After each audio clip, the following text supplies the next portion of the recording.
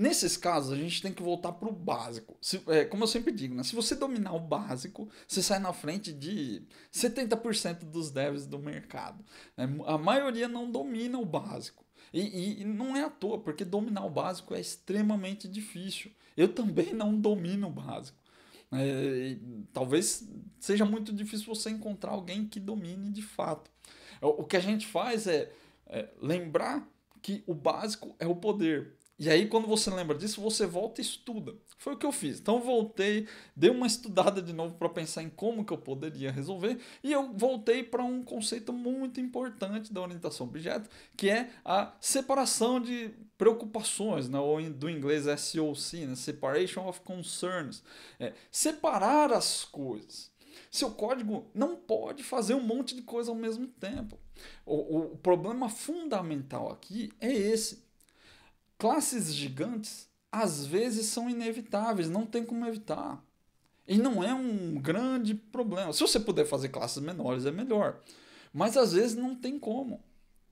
Então, o errado aqui não é o tamanho da sua classe. O errado é a forma como a gente escolheu preencher essa classe. Eu não posso criar um método desse aqui, ó, com 200 linhas aqui. O método original que eu estava mexendo tinha muito mais do que 60 linhas, né? Tinha ali beirando suas 2.000 linhas. Não dá para fazer um teste desse tipo num código gigantesco. 200, 500, 1.000 linhas. Não tem como. Ou melhor, tem como. Só que você vai cair em um desses dois problemas. Ou você cria asserts gigantes, ou você cria setups gigantes. Né? Não tem o que fazer. Uma das duas situações. Então, o problema fundamental aqui é dividir. Seu código não pode fazer coisas demais. Lembra lá, princípio de responsabilidade única, o S do Solid, um dos conceitos mais importantes da orientação a objeto. A sua classe, o seu módulo, o seu método, ele só pode mudar por um motivo específico. Se ele muda por mais de um motivo, está errado. E você vai ter problema. Não é à toa que enumeraram esse cara aí. Não foi o Uncle Bob que inventou esse princípio, né? Ele só reuniu ele num acrônimo, mas é o S do Solid, é um dos mais importantes. Não à toa ele é o primeiro. Sua classe, seu método, ele só pode mudar por um motivo. Se tem mais de um motivo, alguma coisa está errada. Então, primeira coisa, separação de preocupações, separation of concerns. Separa as coisas. Primeira coisa que eu fiz então, eu separei a construção das regras. Construir a classe, preencher a classe, né? Preencher o objeto é diferente de executar regras. Isso é uma coisa que precisa ficar muito clara. Esse tipo de situação aqui, ó, não pode acontecer, porque vai te confundir. No momento que você está construindo o objeto, você tem que construir o objeto. Quando você vai aplicar a regra, você aplica a regra. São momentos diferentes.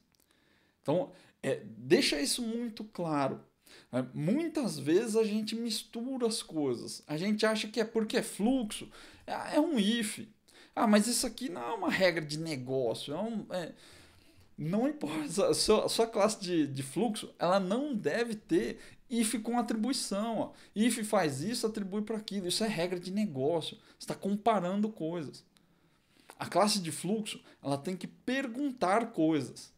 Ela pergunta para o pedido qual é o status, ela pergunta para o request qual é o status, sei lá. Ela pergunta para alguém, mas ela mesma, ela não deve fazer essa regra. Você precisa separar as coisas. Quando você separa a regra do fluxo, as coisas elas ficam mais claras. Porque começa a pipocar as coisas na sua cara. Então beleza, na hora de preencher, eu não preciso mais me preocupar. O grande reflexo disso é o teste. A cardinalidade do seu teste ela baixa, porque você deixa de fazer teste de fluxo, né? Deixa de testar uma regra de negócio dentro do fluxo.